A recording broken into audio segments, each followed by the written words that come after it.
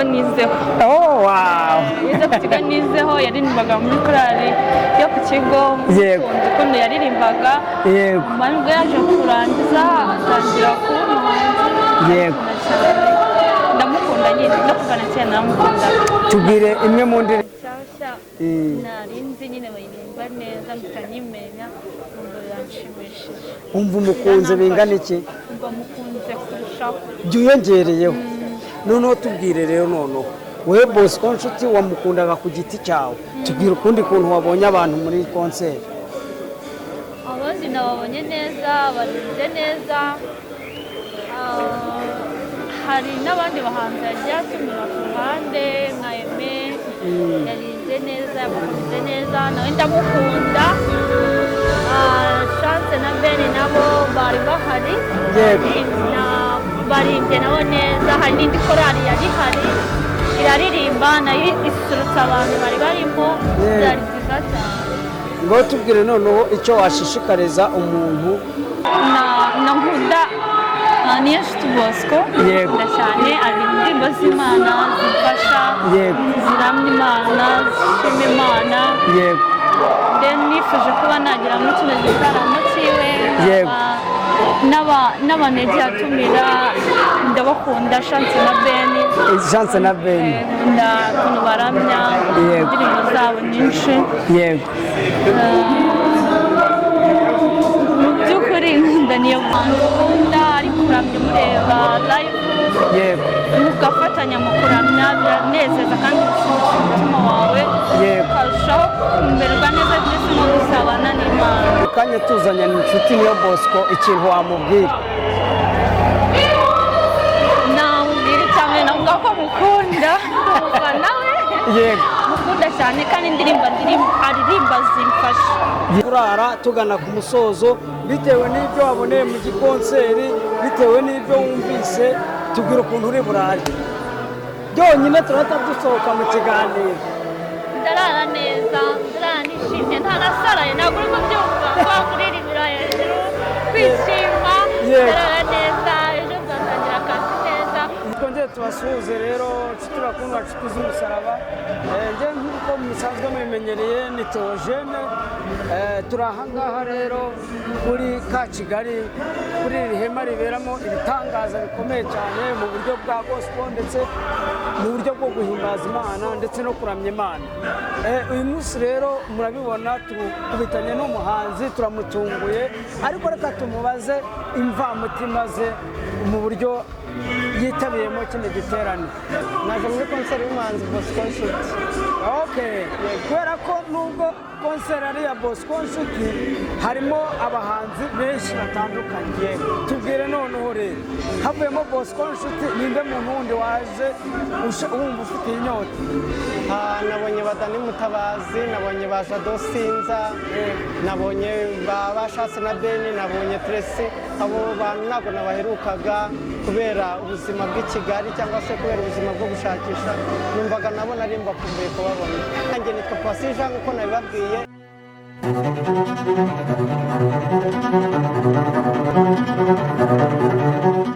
Mbere burya nubwo aba ari ubushobozi, ariko ntekereza ngewe ikintu cya mbere m'agaciro ni inama cyangwa ni igitekerezo. Icyo kintu kiramfasha. Ibintu nkora ushobora kuba nabikora neza ariko ukambwira ngo ubigenje gutya byakunda. Icyo kintu kiramfasha, hanyuma hakiyongeraho n'ubushobozi. Ibyo bintu byatuma nkora ibintu birenze kandi byiza. None se ko inshuro nyinshi iyo twitegereje abahanzi benshi usanga babikora bagera hagati ukabona barashaka inyungu cyane y'amafaranga kurenza uko baba barinjiye bashaka Imana, biterwa n'iki? Hanyuma ngewe ku rwanjye ruhande ntekereza ko umuntu aba yirengagije uwamuhamagaye, aba yirengagije inshingano ajya guhaguruka yahawe. Nicyo kintu navuga. Ariko iyo wahamagawe ntabwo ucika intege, ntabwo ubireka kubera ko uri gushakishamo amafaranga. Oya, ntabwo ariko byakabaye bigenda. Iyo wahamagawe urakomeza ugakora. Urakoze cyane.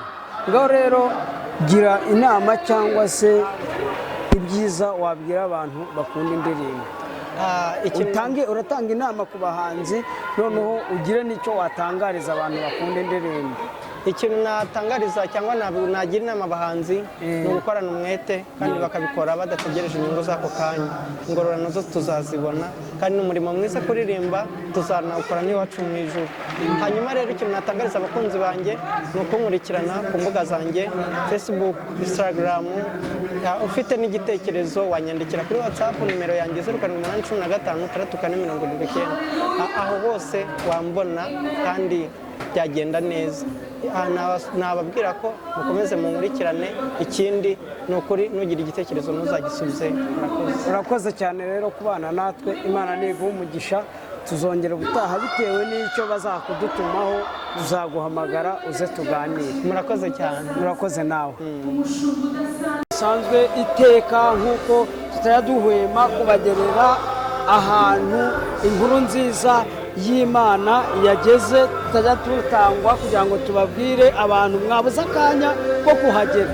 Kandi rero reka mbabwire abantu bashyashya mujye mukora subscribe, ariko naje kumva n'abakristu basigaye bavuga ngo none se ngo subscribe ngo baramangahe, ugasanga ngo subscribe se ngo aragenda hembwe. Reka mbabwire rero aya matike aba yaduhenze, ibintu byinshi biba byaduhenze kugira tubigereho. Uyu munsi rero inshuti bakundwa, inshuti z'umusaraba, ahangaha nk'uko mubibona turi Kigali mu giterane cya Bosco Nshuti nk'uko mubibona. Aha rero dutunguye mushiki wacu, umeze neza. Umeze neza. Aha rero ni ku Rugwiro Gospel Family TV. Uyu munsi uri kumva umeze ute muri wowe? Uyu munsi nkaba nishimiye cyane kuko iterane cyane iyo Bosco. Yego. Yego. Watangira noneho wibwira abantu badukurikiye nta kibazo mu mazina yawe. Amazina yanjye ni Twayo Ella Leonce. Yego. Tugira ngo tubwire ibitaramo biba ari byinshi, amakonseri aba ari menshi, ni iki cyaba cyaguteye kuba waza muri iki ngiki? Icyabinteye ni uko kino giterane nkunda niyo Nshuti Bosco. Yego. Cyane ari indirimbo z'Imana zifasha, ziramya Imana, zishima Imana. Yego. Nifuje kuba nagira muri kino gitaramo cyiwe. Yego. N'abanege atumira, ndabakunda Chance na Ben. Chance na Ben. Ukuntu baramya indirimbo zabo nyinshi. Yego. Mu by'ukuri nkunda niyo Bosco, niyo Nshuti Bosco. Turagira ngo tubwire ni iki kintu gikomeye waba utakwibagirwa kuri niyo Bosco? Cyongeyeho ni uko yize ku kigo nizeho. Yize ku kigo nizeho, yaririmbaga muri korali yo ku kigo. Yego. Ukuntu yaririmbaga. Yego. Nubwo yaje kurangiza atangira kuba umuhanzi. Yego. Ndamukunda nyine, no kuva na kera ndamukunda. Tubwire imwe mu ndirimbo umwibukiraho cyane. Indirimbo ye nkunda cyane ni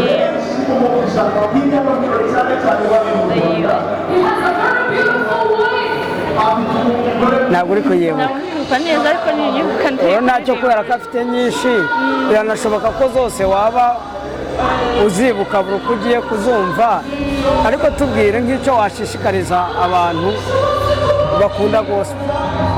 Abantu bakunda gospel ndabashishikariza kureba baza mu bitaramo nk'ibi, birafasha kubona umuhanzi ukunda ari kuramya umureba live.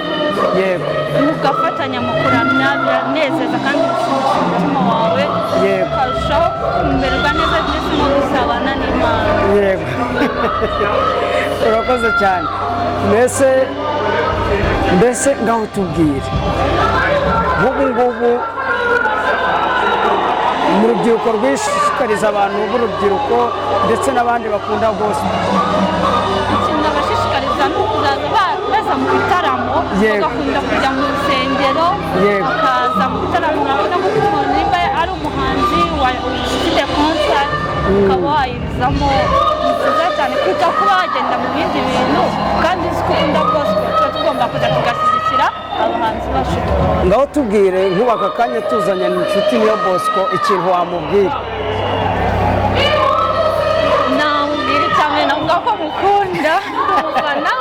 yego mukunda cyane kandi indirimbo aririmba zimfasha yego ziramfasha hari n'indirimbo wumva bitewe n'ibigurimo ikabisubizamo ibyiza yego ngaho tubwire noneho nk'igitekerezo wamuha cyatuma ibintu bye birushaho gukunda. igitekerezo kuko ibyo akora ari byiza yakomeza akabikora nk'uko abikora akaduha ibihangano bishyashya bikomeza kudufasha yego ndetse no gusenga imana byose bigenda neza. none se mu bintu akora nta kintu yakongeramo cyangwa ngo akuremo? ntacyo gusa akomereje ahari byaba ari sawa. urakoze cyane rero urakoze cyane, imana niguhereza umugisha n'aka kanya nako kuba ukaduhaye turakagushimiye. urakoze cyane. yego yego turi muri konseri igeze hagati yahumuye mbese, ariko tunguye mushiki wacu kugira ngo tumubaze konseri uko imeze. umeze ute mushiki wanjye? meze neza. harya witwa nde? wayo henane wose. urakoze cyane.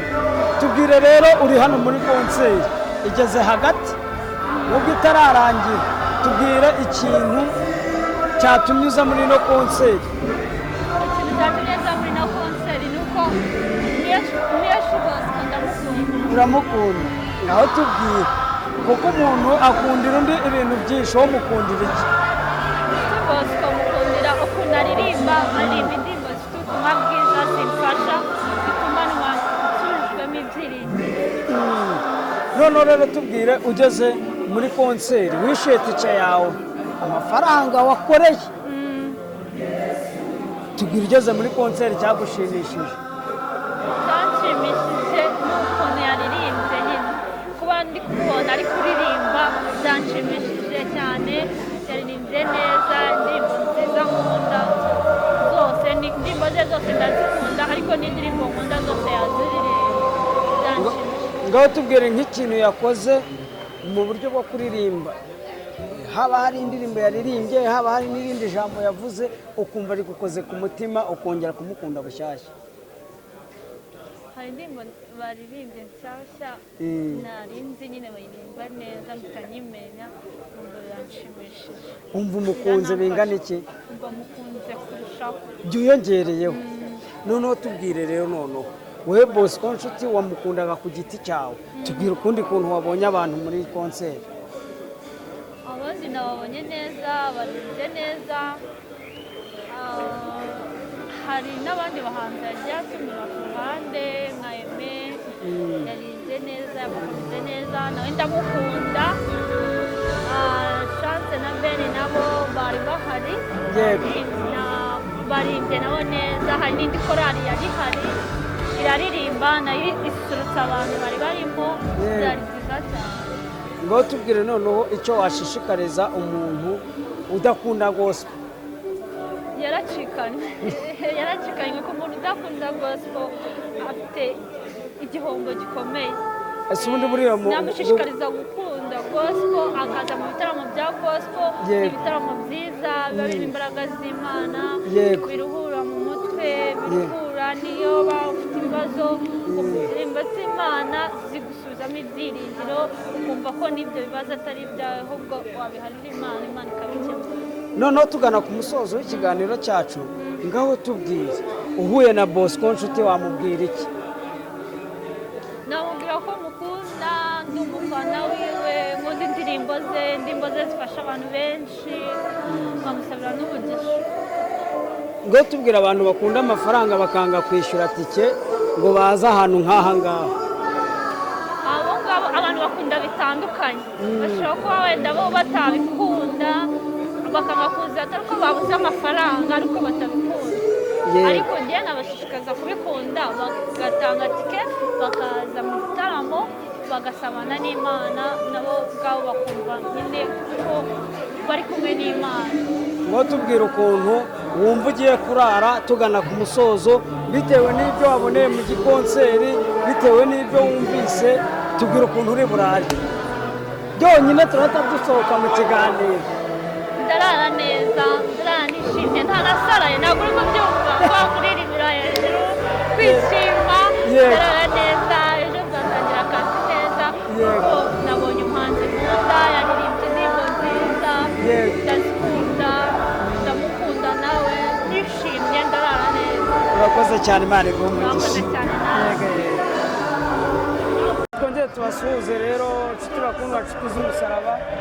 njye nk'uko musanzwe mubimenyereye ni Theogene. turi ahangaha rero kuri ka Kigali kuri iri hema riberamo ibitangaza bikomeye cyane mu buryo bwa gospel ndetse mu buryo bwo guhimbaza Imana ndetse no kuramya Imana. uyu munsi rero murabibona tukubitanye n'umuhanzi turamutunguye, ariko reka tumubaze imvamutima ze mu buryo yitabiyemo kino giterane. reka twongere tugusuhuze. umeze ute? murakoze, meze neza. umeze neza. turakubona. ni iki cya mbere wari ufitiye amatsiko mbere y'uko ugera hano? hanyuma ikintu nari mfite amatsiko ni ukubona abantu b'Imana bari kuririmba. Bosco Nshuti ntabwo namuherukaga ariko namubonye kandi urabona ibintu bimeze neza, abantu barishimye, igiterane kimeze neza. yego, reka rero noneho tukwakire. twashakaga introduction y'amarangamutima yawe cyangwa amavamutima yawe. ngaho watangira rero watubwira amazina yawe, uwo uriwe mbese. Amazina yanjye nitwa Pasija, ndi umuhanzi uririmba gospel. yego, aba naje nanjye muri konseri y'umuvandimwe cyangwa se n'umuhanzi mugenzi wanjye. yego, ariko watubwira waje muri konseri yande? uravuze ngo uri umuhanzi mugenzi wawe. naje muri konseri y'umuhanzi Bosco Nshuti. okay, kubera ko nubwo konseri ari iya Bosco Nshuti harimo abahanzi benshi batandukanye. tubwire noneho rero, havuyemo Bosco Nshuti ninde muntu wundi waje wumva ufite inyota?